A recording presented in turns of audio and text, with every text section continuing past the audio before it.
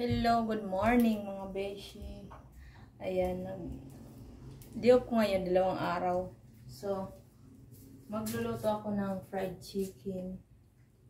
Yung paborito ng aking anak. Wala nang katapusan tong fried chicken na to mga beshi. So, ito ngayon, yung aking pinakulong chicken. Tinimplan ko siya ng bawang, sibuyas, paminta. Tapos, pinakuluan ko. Tapos, ito na siya mga beshi ko. Ipiprito ko na siya. Meron na siyang, timpla. Para maging crispy siya. So, kung sa mga nagninegosyo dyan, subok ko na to, promise. Masarap to siya. Wait lang.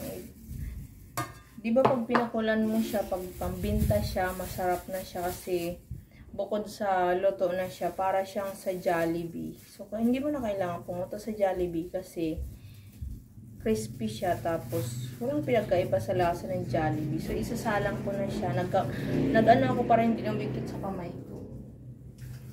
Dumidikit kasi sa kamay pagka, pagka walang plastic. So, kahit kami lang kakain, nagpa-plastic talaga ako para, para hindi siya manikip.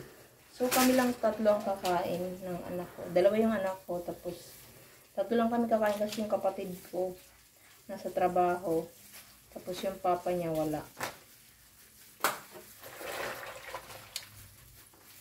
So, ngayon, yung kanin namin kahapon pa.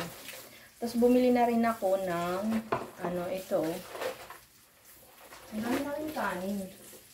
Ito siya, mga beshi ko, yung malalaking galonggong. 2 lang binili ko para pag hindi mamaubos mamayang gabi, bukas, diba?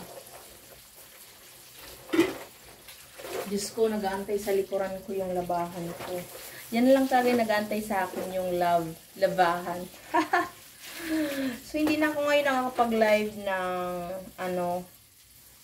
ang tawag dito, nang naglalaba kasi nakakaumay na rin, diba? Ako mismo sa sarili ko, nauumay ako. Pero thank you dun sa mga nakaka-appreciate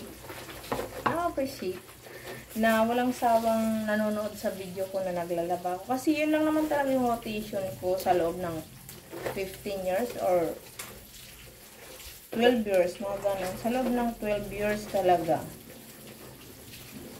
Yun talaga yung rotation ko, bahay, trabaho. So, bukas, igagala ko naman sila. Dadalhin ko sila sa Intramuros, Manila. So, parang feeling ko first time namin umalis bukas ng sabay-sabay. Ay, hindi pala. Pangalawa na pala. Kasi nung nakaraan, naubos yung aking 13 months. Biglang mga baby ha. So guys, ito na ang ating finished product. Ayan. Chicken Joy. So, tikman muna natin kung anong lasa niya. Ito yung balat. Hindi siya mak-cracklings. Ano tawag doon? Hindi siya mak-crispy. Sakto lang. Halika dito nak. Lapit ka dito. Tikman mo. Lapit ka dito. Pakita natin sa judge natin. Pero masarap siya papakin. Kasi nanonood yung lasa niya. Halika dito. Tikman mo dito. Ayaw niya magpakita sa camera. So, ayan mga beshi ko. Sobrang sarap niya. Yung chicken joy na homemade chicken joy.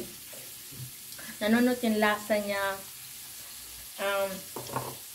Lasang Jollibee talaga siya. Hindi magkakalayo. Sayang nga lang kung mapira ko. Papapractice ko na lang sa lahat ng mga viewers ko. Kaso isa lang din akong naghihirap. So, alam mga beshi ko. Thank you for watching. Bye-bye. Maglalaba ko ngayon.